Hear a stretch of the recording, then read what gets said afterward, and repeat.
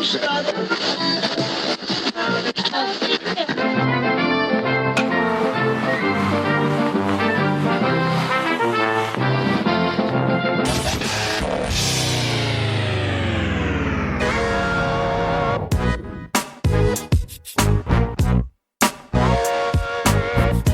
to another episode of Sean and Ed's Do Baseball. I'm Sean. And I'm Ed's. And we are doing the baseball history. That's right, we're a bi-weekly baseball history podcast where the story catcher doesn't know what the story pitcher is out on the mound throwing them. And what do you got in your arsenal today? I got, I don't know, something, let's call this a change-up. All right. This one's a change-up. We're going with a change-up. It's a little bit of an ironic story. Oh, wonderful. And we have a bit of a change-up. If it sounds a little different, we forgot a mic cord. We're recording remotely. But it doesn't matter where we're recording from or how we sound, because you can find us and lodge your complaints with us at many places online. Where can they find us, Etsy? You can find us on Twitter at Doing Baseball and on Instagram and TikTok at Doing.Baseball. And I'm on Twitter or X.com, whatever you're calling it these days, at Ed's Do Baseball. And I'm at Sean Do Baseball. And let us know if you ever have a story idea or a comment on an episode. And, of course, give us a review, give us a rating. All that stuff helps the podcast. Give us a follow on any platform. We appreciate it. And thank you so much for listening. Yes, and also thank you to our sponsor, Two Loons Brewing. Heck yeah. Two Loons. We are at a cottage. If you get to a cottage, a Two Loons beer. I'm pretty sure we'll probably see two loons on the lake later tonight. We absolutely will. And you're going to be seeing a lot more of Two Loons. You can check out Two Loons at twoloonsbrewing.com. Look for their IPA. Look for their lager. If you are at a beer festival this summertime, find their tent. Try their beer. It is fantastic. And of course, please be of legal drinking age, and please enjoy responsibly. Yeah, that second one is the hardest. Yeah. Sorry. I shouldn't say that. No. But let's get going on this change-up, Edsy. Okay, this change-up here, Sean. This story comes from a couple good sources. This guy is pretty obscure in baseball history, and that's, as we've talked about before, it's kind of that's what we do on here. This guy's not really made any significant impact in baseball history, but he's an ironic story. Okay. So I'll kind of preface it by saying that I got this from a couple good sources. He's so obscure there's not even a Saber bio about this guy. He's assigned. It's being written. Oh, okay. But there's no actual article yet, so I kind of pieced this story together from a few sources. One by an MLB blogs, John Thorne. Okay. And another one from the site baseballhistorydaily.com. Right. And of course, from combing through our newspapers.com. So you're doing the Lord's work. There's no Saber bio. That always makes it a little more difficult. Yeah. So anyway, these other people have done a lot of the heavy lifting for me. That's why I'm mentioning them here. But anyway, to get into it here, Sean, today I want to go back to my theme of nicknames, which I love. But today I want to actually speak about one of the most ironic nicknames, as I've been kind of alluding to here in baseball history. So ironic, actually, that I'm surprised it stuck. So that's all I'm going to say. We'll just start here. November 7th, 1857, or 1855. Not sure. Somewhere in there. Edward Sylvester Nolan is born to his Irish immigrant parents, James and Mary Nolan, in Trenton, Canada West, province of Canada. Oh. So this is pre-Confederation for our American friends who don't know. And that would be Trenton, Ontario now? Yes. Yeah, okay. Trenton, Ontario. So just east of here. Damn. So Edward was the youngest of four brothers. Uh-huh. His older three siblings were also born in Canada, and they were named John, Mills, and Michael. Mills. Yeah. Classic Mills. Remember those names, John, Mills, and Michael. Okay. The boys were raised in Paterson, New Jersey, however, because the Nolan family moved there for some reason. Wasn't able to figure out why. Okay. They moved there when Edward was pretty young by the sounds of things. As I mentioned, he was the youngest. So they got four kids, and they're off to New Jersey. Off to New Jersey. The 1900 census shows New Jersey as Edward's birthplace, but if you go back into earlier censuses to 1870, even in New Jersey, it shows the children's birthplaces as Canada, and even further back to Canadian censuses of 1861, referenced in, as I mentioned, a great article on Nolan by MLB official historian John Thorne for the Our Game blog. Yep. It also shows all the children were born on Canadian soil. So John Thorne wrote this blog, and like a friend of his were always, fascinated by this guy. Yeah. And his friend, I guess, was doing more research behind the scenes. Uh-huh. He kept adding pieces to this blog. There was like a PS and a PPS or whatever. So this dude kept adding to it. He's like, I looked into the Trenton censuses from Canada in 1860. Anyway. They might be from New Jersey. Yeah. Never mind. Canada. Yeah. Never mind. Actually, 100% Canada. Yeah. This guy was really interested in it for some reason. Anyway. But frankly, that's not at all that important. What is important is that Ed grew up in New Jersey and played cricket and baseball. Okay. And by the age of 16, he was playing with the Patterson Keystones, or the Olympic Club of Patterson, which was a top semi-pro team of the day, which was the mid-1870s. Yep. And I believe this team only existed from 1874 to 1876. Just a little fact aside there. The Keystones had a star, Jim McCormick and King Kelly. Oh, okay. Two names I've heard. So Ed is rubbing shoulders with some heavy hitters and heavy drinkers. Yes. Right? Oh, 'Cause yeah. we knew King Kelly was a party animal. Yeah, if your name's King Kelly. Yeah. Yeah. So Ed wasn't with the Keystones too long, however, because he moved on to sign with the Columbus Buckeyes mid-season, and Ed Nolan was off to Ohio. Now, apparently for his day, Nolan threw the ball unusually fast, with a combination of off-speed curveballs that he also threw underhand. Yeah, at the time it would be underhands, maybe almost sidearmy. Yes. Well, I mentioned in my writing here that, some of the articles sort of I think they try to imply that that's really impressive, which it is, don't get me wrong, but everybody was throwing. I think if we harken back to an old one, I think it was like 1884 or something was when they started allowing them to throw overhand. Yeah, I think it was even like 3/4, right? The overhand, it developed throughout the 1800s. Right. So point is, he was a crafty pitcher and a tricky one for hitters. That's what we're trying to get at here. And in 1876, with the Buckeyes, Nolan dazzled. So for the 1877 season, Nolan accepted an offer from Indianapolis owner W.B. Pettit for $2,500 to play for the Blues in the League Alliance, which, if you don't know, was in fact the first semi-affiliated minor league. Oh, okay. And it was apparently thought up by sworn enemy of the show, Albert Spalding? That's right. Damn. Albert G. Spalding. Yep.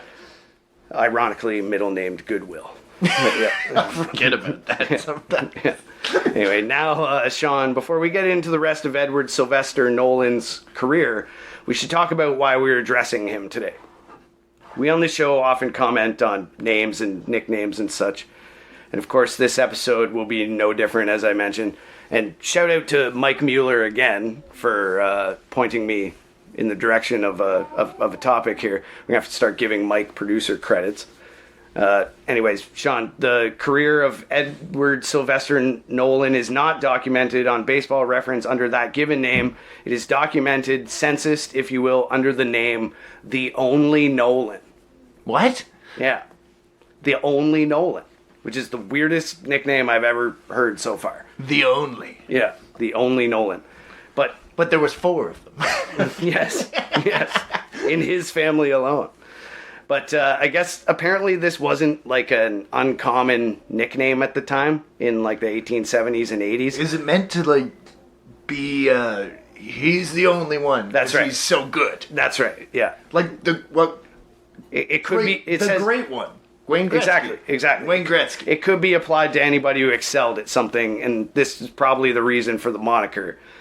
Despite the fact that his entire body of work for his entire career is less than impressive. But we'll circle back to that eventually. The Only Nolan. Yeah, The Only Nolan. It's like literally his baseball reference page is the Only Nolan. It's not Edward Sylvester nicknames the Only Nolan. It's just the Only Nolan. Oh my God. Okay. So early on in his days in Indianapolis, he impressed, and it was described by writer Guy Smith to Robert Smith in his book Heroes of Baseball, which I got this from Thorne's article as well. Quote, Eddie went south in February on what was probably the first spring training jaunt any organized club ever took. The Indianapolis club, starting in New Orleans, won 11 straight games down south, 6 of them shutouts, and Eddie Nolan pitched them all. Oh, wow. After that, he became not Edward S. Nolan, but simply the Only Nolan. And that was the name for the rest of his career. In 1877, Nolan won more games by shutouts than most top-flight pitchers. In a single season nowadays, win by hook and crook. He pitched 76 complete games, won 64, and tied 8. And he set the record that still stands, 30 shutouts in one season. In 33 games, just to rest up, he played right field. One of the 30 shutouts was a no-hit run job against Columbus, and 2 of them came on the same day, April 26, 1877, when he blanked Syracuse in both ends of a doubleheader, the first pitcher ever to accomplish such a feat. No pitcher has ever equaled the Only's earned run average, which he set that year. He pitched to 3,589 batters and allowed 632 hits and 87 walks, with only 38 of the 131 runs against him being earned. Whoa. For 76 games then, his earned run average was just 0.50. Nor has anyone ever equaled his seasonal pitching percentage of .941. Holy shit. Yeah, no, didn't you said something ridiculous. He pitched in 76 games and won 64 of them. And tied a bunch too. Yeah, he tied 8. Yeah, so he was like 64 and 4. Yeah, 60. Yeah. He was. Yeah, I'm not doing that math right now. Well, you did the math at the end with the winning percentage, like 921 or something. 941. 941. I mean, so this guy was a legend before. Yes. Like before the National League. Before the National League, yes, in this 1877 League Alliance or whatever it's called. But you should take these claims with a grain of salt. Okay. Though, even as Thorne states that despite the detail of these stats claimed by Smith, there are no official records. So this could be like some guy that was like a big fan, the Only Nolan, or like his buddy who's just pumping his tires. I mean, I'm not saying that he wasn't possibly also good. Yeah. The name doesn't come from nowhere. Yeah, I mean, obviously he went down and won 11 games or whatever in like a barnstorming tour in the South. Yeah. Well, he won at least 6 shutouts. I don't know if he won every game. No, instead he went 11-0 and he pitched in every game. And 6 were shutouts. I'm listening. I don't know if you are. No, you're listening to this breakdown, but anyway, the truth may lie, though, for the name, in a simple promotion by a Bill Veeck type of owner in H.B. Pettit, who, according to a May 5th, 1878 story in the Chicago Tribune, quote, President Pettit of the Indianapolis Club, who cannot fairly object to being called the Western Yankee, has done what he could to widely advertise his club, and among other devices has had made a lot of large photographs, perhaps 2 feet by 15 inches of Nolan and Flint, his pitcher and catcher. The former is labeled the Only Nolan, and the latter the champion catcher of America. Putting aside any question of taste, it may be questioned whether Mr. Pettit has not put more of a load on Nolan than he can carry. To be the Only Nolan, he must win right along, and it isn't yet sure that he can do that. To be the only. Yeah. Okay, but so this is basically saying that they've just dubbed him that as a promotional device before really seeing his actual ability against at least tougher competition. And I want to contextualize this. The fact that they got 2 photographs done nowadays just seems like, yeah, every team gets photographs of their players. That is true. This is the 1878. Yeah, this is quite that would be a lot of money Yeah. and time, and like you would need to find somebody with a camera True. Like, True. maybe one person in the Midwest had a camera. This is a big power move to have two Yeah. photos of your battery. Maybe I'm just a photography nerd, but that was the part that stood out to me the most. I was just like, damn, commissioning photos back then was a big deal. That is true. That is putting a stamp of approval on the Only Nolan. Yeah. So anyway, we're not 100% sure where the nickname began, but what we do know is that the Only Nolan is tearing it up on the mound for Indianapolis in the minor league alliance. And things were about to change big time.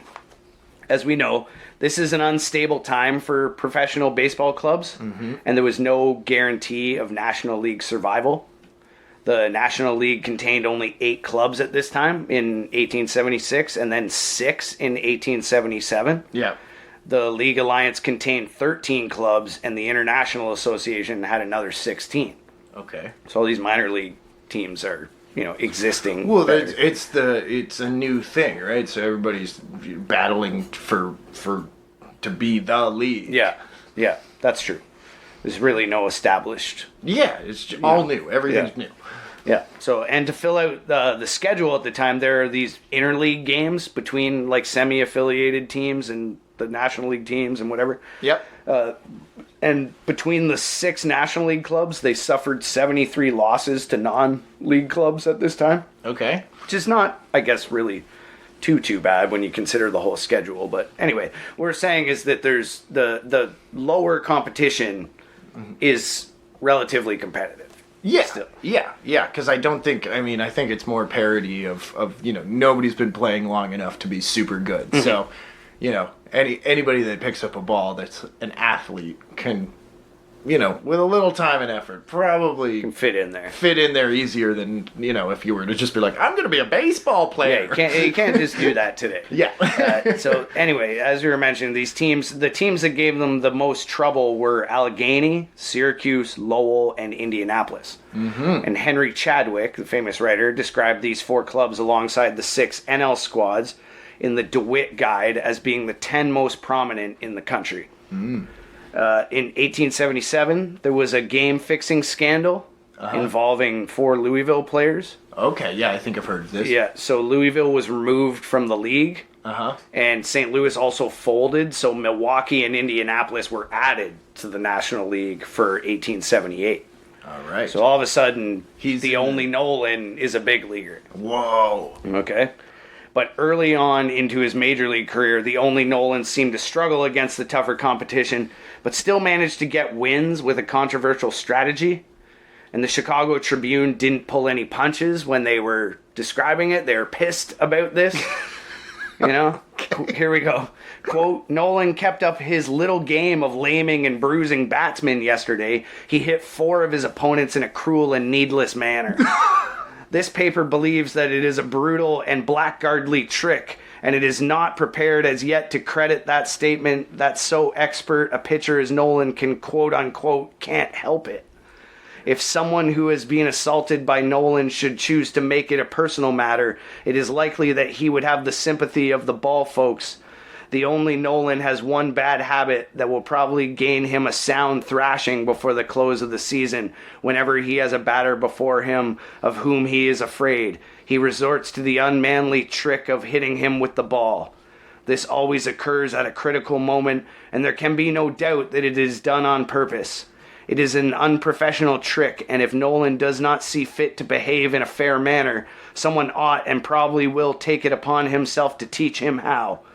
The game was a terribly bad one and would be a disgrace to almost any scrub 9 that could be found on the prairies.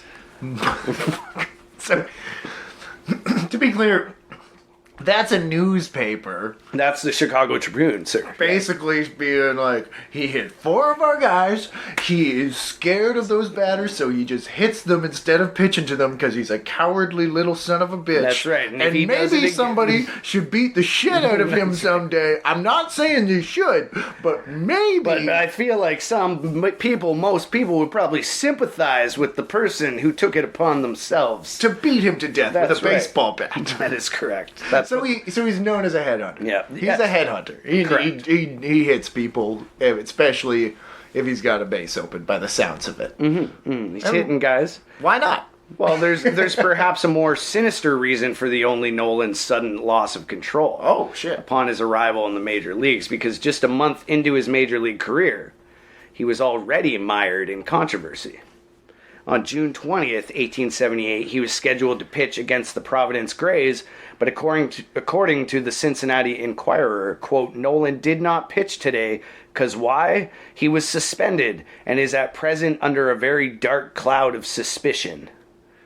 On June 5th... Which it just doesn't mention what for? No. He's just being, everyone's pretty suspicious of the Only Nolan right now. As this story continues, you'll find that the Cincinnati Enquirer is always, like, kind of shitting on Nolan. But it's like a murder mystery. It's just like, come on, like, why?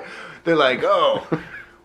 everybody knew that he was up to something, and you're like, what was he up to? What was he up to? Everyone knew. Don't even question it. You He's know. suspicious. He's the only one. Okay, never mind. On June 15th, Nolan and Indianapolis lost 7-4 to the Boston Red Stockings. Nolan committed 3 errors, quote-unquote, inexcusable muffs, according to the Boston Globe. The day before he was suspended, Nolan gave up 9 runs and committed 5 errors in a loss to the Grays. So he's making errors on the mound? Apparently, yeah. That's interesting. Yeah. I don't know. Maybe it was like, maybe they were handing errors out, like, more gratuitously back then, too. I don't know. Maybe, but at the same point, I'm interested. So they're just specifically, like, how many balls are hit to Remember, him? he also hung out with King Kelly. Oh, yeah. He could be drunk. Yeah.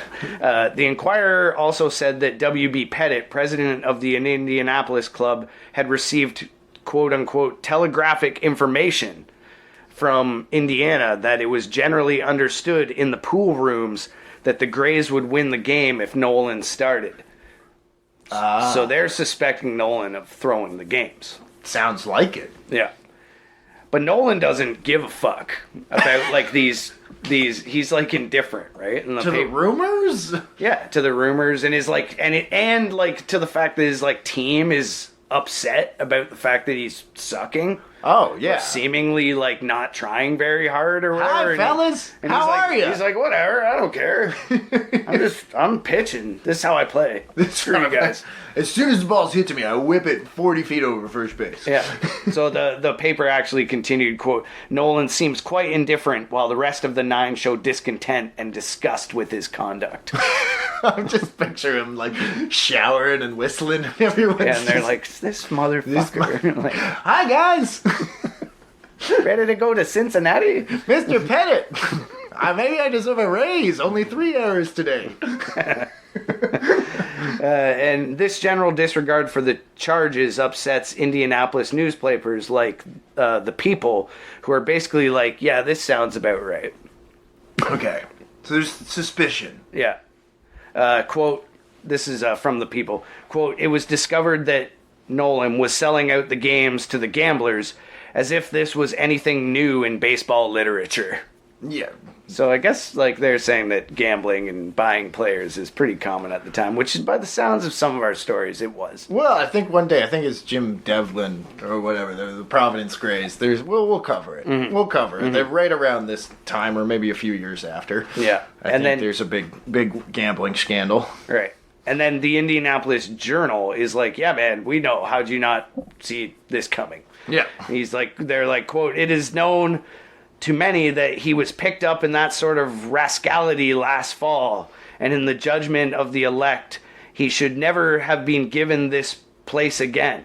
Mm-hmm. He was only retained through the clemency of the directors, and his play all through the season thus far indicates that the confidence of the directory in his reformation was misplaced. If they didn't know it before, the Journal will hasten to inform them that the only way to make a club successful is to preserve its integrity.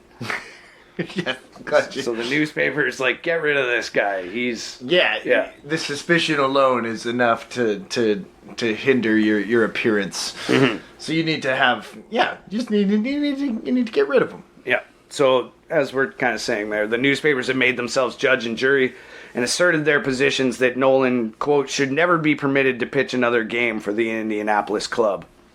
5 days later, The Indianapolis directors issued a letter reinstating Nolan, which said, quote, "The charges against you of crooked ball playing have been carefully investigated, and we fail to find proof of an irregularity on your part in this respect." Oh, so he's back. Yeah. So That was quick. they weren't able to find anything. So that makes me think that I think he might have just been partying or something. Yeah. You know? I mean, if there was never evidence proving, other than like whispers around gambling halls or pool halls, I should say, that you know, if he pitches, he's going to lose. It's just like, yeah, you're right. It could be like, we bought him, but it also could just be like, oh, he got hammered last night. Yeah, so it's all very circumstantial, right? So the Only beat Cincinnati in his first game back. Damn. A 9-5 victory. He committed one error, so he's still making errors. Yeah. And he gave up just one earned run. The suspicions never completely dissipated, however, and when Nolan was, quote, batted out of his position by Boston in a 12-4 loss on July 14th, 1978, O.P. Kaler in the Inquirer wrote, quote, "Suspend him again, Brother Pettit." Every time he loses Yeah. from now on. Yeah. It's But like- that's what they were trying to say. All the integrity's gone. So, you know. Yeah, but I think it's also like, I mean, he is losing quite a bit, but Yeah. like, it could also be partially like the framing of his nickname, right? Like they expect him to be like the best ever, and then when he's like going on a bad stretch, they're like, he must be cheating, Yeah. you know? And also, each team has 2 pitchers at this time at most. True. So it's, he's the were you're going to lose games. There to that comment there were some things I read where Nolan wanted like some alleged reasons for the nickname were that Nolan would always want to be the only pitcher on the team, but I don't think that's true. But we know he took a rest and played right field, so somebody else had to That's pitch true. Exactly. when he did that. That's right. Every that's now right. and then. Yeah. So that's why I say that I didn't really include that, but anyway. Yeah, but at the time, it's just ridiculous for people to think that he's going to win at a 941 clip. And then be like, he lost a game. Must be cheating. Must be cheating. So anyway, despite the suspicions, Nolan's name had been cleared of any gambling charges, but that didn't mean he wasn't still a pain in the ass for his club. In August of that season, Nolan was suspended again, this time for insubordination and bad habits. Okay. His bad habits, partying with a prostitute. Well, what else are you supposed to do? I mean, some people like the girlfriend experience. You just have dinner, you just talk. But, I mean, sure. Well, those are the bad habits. Do you want to know what his insubordination was? I'm more interested in that. Lying about attending his brother's funeral. What? Okay, You see, Eddie... which brother? Hold on, I'll get to it. You see, Eddie had gone to his team to ask permission to attend his brother William's funeral. Okay, Bill. Yeah. He doesn't... Well, back home in Patterson. Do you remember the 3 brothers' names? There was John and William, obviously, and then there was another one named, like... No, there was not a William. You just made it up. Yeah, their names were Michael, Mills, and John. Michael, Mills, and John. Yeah. You're right. There was a John. I got one of the 3. You would think he would use one of their real names. You would, especially at a time where people couldn't really check up on that. Maybe he didn't want to invite the bad karma, but anyway, he definitely used a fake brother's name. So he told the club he was going to his brother William's funeral. Yeah, and then he went to a saloon. And how did they find out? Did his mom show up to the field? I'm just looking for my son, the only. For me, only son. Can't do an Irish accent. The Chicago Tribune wrote of the deception, quote, "He has been acting strangely of late, and Thursday refused duty on the ground that his brother was dead. It appears from the best evidence at hand that no brother was dead or ill." The Indianapolis News also took up the story and threw some shade at the Cincinnati Inquirer for questioning the integrity of their boy. But they also pulled no punches in saying that Nolan's habits had, quote, utterly ruined him. Oh, God. Quote, Nolan's expulsion is believed by the stockholders of the club to be caused by his bad habits and not from crookedness. Last spring, in the knowledge of one of the stockholders, the gamblers of Cincinnati made several attempts to buy him and failed. That they did not succeed has prejudiced the reporter of the Cincinnati Enquirer against him to the full extent of his ability, and from that time forward that paper has studiously abused and misrepresented not only Nolan, but the entire Indianapolis club. That's amazing. That the papers are mad at each other. Yeah, papers are fighting each other over, like... No, he's cool. Over the honor of the Only Nolan. He's our guy. Yeah. You leave him alone, Cincinnati. Yeah, but Cleveland, they don't have a... They're not in this fight, but Cleveland Leader wrote on August 16th of 1878, "The Only Nolan has got in trouble again. He obtained leave of absence last Thursday night to go to Paterson, New Jersey to attend the funeral of a brother named William. Investigation proves that he has no brother named William, that none of his family have been or are sick, nor any of them died within the past 2 or 3 months. The management have obtained these facts from a Catholic priest of Paterson and will expel Nolan at once." So they asked the church back in his hometown. I was gonna ask how are the Nolans doing back in? Oh, Yeah. they're all alive. Yeah, we want to send a basket of flowers. Why? Yeah. So that's it for Nolan in Indianapolis. He's toast. Yeah, they've had enough, so they cut him loose. Okay. And he spends a couple of seasons out west in California. Everybody goes out west Yeah. when they get cut. That's right. He played for San Francisco for the Knickerbocker Club Cool. in 1879 and for the Unions and then the Bay Cities in the season of 1880. All the while, he petitioned the National League for his reinstatement.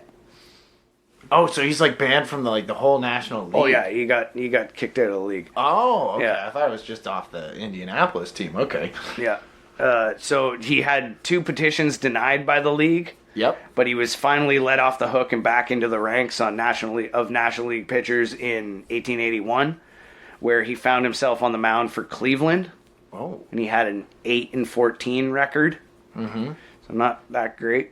Then at the end of the 1881, the National League released a list of 10 players on September 29th to be blacklisted for, quote, confirmed dissipation and general subordination. Oof.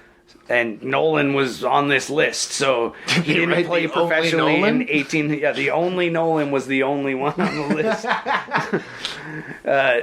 So he didn't play professionally in 1882. Because he's again. banned. Yeah, they banned him again. I don't understand why they would even let him back in if they were just going to make this list and kick him out the very next season. we need to add to this list. Who do we add? Yeah, 10 sounds like a round number. Yeah, there you go. Throw that guy out there. Yeah, throw that other guy. We just let him back in. Fuck it. Yeah, he sucks. So following a year's suspension, he returned to pitch a partial season in 1883 for the Pittsburgh Alleghenies, but he went 0-7. Wow. Becoming somewhat of a phony Nolan in his later career. That's not very good. No. For 1884, he found himself in the Eastern Association playing for Wilmington. And he found some success against this competition, going 18-5 in Eastern Association games. Okay. But with the instability of the Union Association we learned about from Justin McKinney, Yeah. when one of the Union teams folded mid-season, Wilmington was brought up as a replacement. Yeah. And unfortunately, facing these tougher opponents, they finished the year 2-16. Oof. But Nolan did get one of those 2 victories. Okay. The next year, he returned to the National League with Philadelphia, where his major league career ended after 7 games. He pitched a few games for Savannah and Jersey City in 1886, but then he was done. Nolan's hometown newspaper, the Paterson Morning Call, said he gave up baseball. He was just 30 years old. Yeah, I was gonna say he could not be more than late 20s, but yeah. No, he's very, very young. So he's out. Yeah, he's done. He's done, and this is like 1887. It's 1880. 18. Yeah. No. 1886 was his 1886, yeah. Yeah, his last And that's season. it. So the next year he's done. That's right. Nolan married Mary Coyle sometime around 1882, and they had 2 children together. Margarita was born in 1891, and Edward was born in 1895.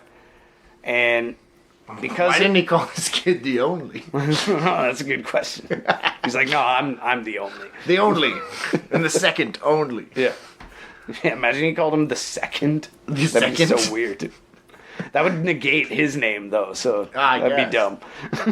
Didn't think about this. Yeah, and because it was the 1880s and there were no qualifications to do anything, apparently, quote, he was met by Mayor C.D. Beckwith of this city of Patterson, and the mayor offered him to name him to the police force. Yeah, you can be a police guy. Yeah, so... Go.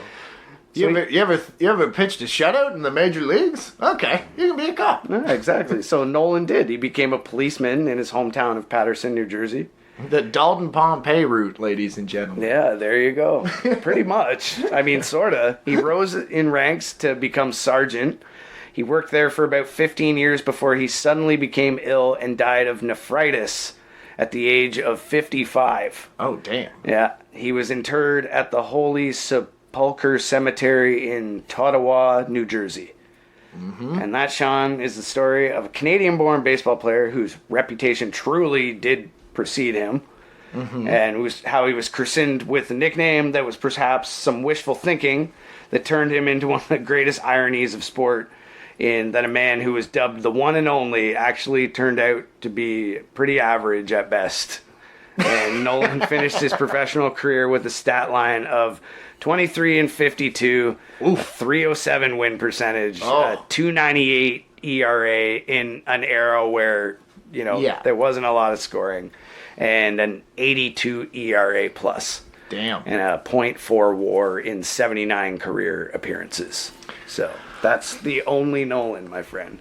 That is a great nickname, and I'm glad you found that. And I also found out that nephritis is kidney inflammation. Yes, it is, yeah. Yeah. So we've learned a lot today. Yep, we did. Not just about baseball. But honestly, I knew it was going to be good if John Thorne was, in on this story. John Thorne claims that this is one of his favorite guys from history. I don't think his story is really that crazy. I don't either. We've covered way more interesting people on here. John, we still love you. You can come on here anytime. Maybe it just means it's one of my favorite nicknames. It is one of the, Ugly Dick Shot still wins. Yeah, that's top tier. That can't be unseated. That can't be. But the only is fantastic. So thanks for bringing that story. Thanks for listening. Give us a follow, give us a review, give us a rating, whatever you can do to help the pod. Tell your friend, tell your grandpa, tell everybody. And Edsy, where can people find us? People can find us on Twitter at Doing Baseball and on Instagram and TikTok at Doing.Baseball. You can find me on Twitter, x.com at EdsDoBaseball. I'm at Sean Do Baseball. Tune in 2 weeks. We'll have more baseball history for you. Drink a Two Loons Brewing if you're of legal drinking age. And until next time, I'm Sean. And I'm Eds. And we were doing the baseball. Okay, bye.